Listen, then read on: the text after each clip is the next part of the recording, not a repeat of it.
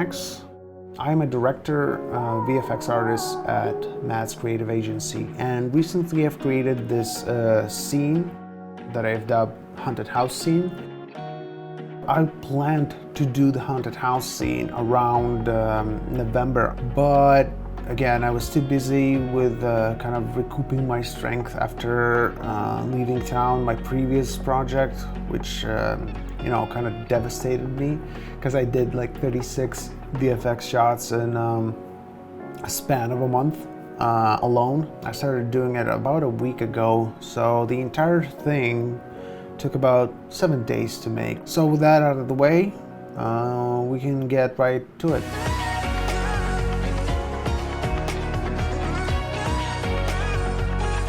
I don't know, it was long coming. I really wanted to do a haunted house scene, spooky with a ghost, with a lot of wood in it, kind of Victorian. So I started looking for inspiration. Basically, that means I started looking for other people's work, people who are usually much more talented than me. Time was limited, right? I obviously have a business, I have a company. I knew that I'll have to find free assets, right? I'll have to work with what's available online. I cannot model this from the ground up. When you do like this kind of deteriorated house, you cannot get away with bad modeling because everything is unique. It takes a lot of care, a lot of focus to actually model stuff like this. So I could not follow a certain reference like to a T. I had to improvise. So I found a lot of references. I was mesmerized by this shape, just like this big entrance hall with a big staircase going to a big window. Directing starts with 3D layouts for me because I can kind of create simple boxes, just gray boxes, just to show where the floor is, the roof is, the walls are, the staircase, the windows, and I can put the camera in, right? So all these kind of references are decided within the 3D layout. I had some problems actually creating the roof in this scene. Sometimes like at the end, it's just like half of the frame, right? So it has to be good. I think I remade the roof like 3 or 4 times until I actually thought that I got it. After the 3D layout was finished, I tried to find 3D assets for this scene. Obviously, if I couldn't find the 3D assets, the scene wouldn't happen because I cannot spend like a month modeling all of this, right? I had to find it somewhere online. And obviously Quixel Megascans is an amazing source of 3D assets, textures, models, everything, you name it. And there was a really cool modular kind of wooden surfaces on there. It was like a pack, and I just used the hell out of that. Like, it's almost like the entire scene is that. That website just saves lives.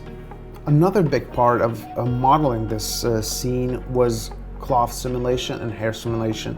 I didn't want everything to be still. Immediately your eye just catches that movement of the subtle movement of the curtains.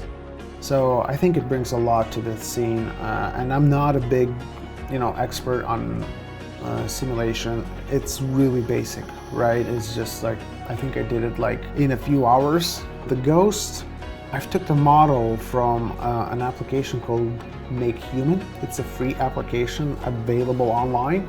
Gives you a good basis to start with. So I did a quick rig on it. I knew that there wouldn't be any kind of complicated animations in this because I'm not an animator. She would just be standing on that staircase and then just kind of ominously look at the camera. That's it. And the quick rigging works perfectly for that. Much bigger issue was the hair because I did not know how to simulate hair. This is the first time I've actually tried to simulate it. It took like 3 days to do that. And it was not behaving the way I wanted it. Just like, I managed to find a good look at the end because I didn't want it to be overly dramatic. I've left it to be subtle. I really wanted that look where the only light in the scene is coming from the windows.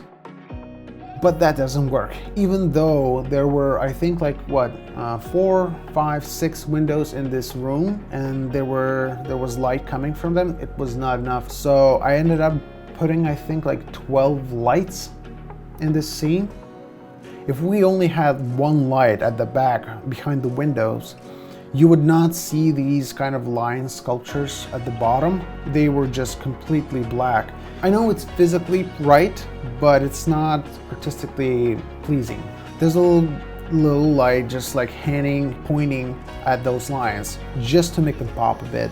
Again, with the additional lights, you have to be careful. They're really dim, just to give you those accents, because the main light, the main focus point should always be a certain lighting direction.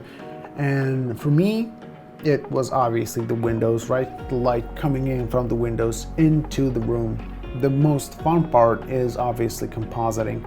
That's where you push your scene to the next level, because when you're doing rendering, you cannot go overboard, you cannot go making your scene absolutely black.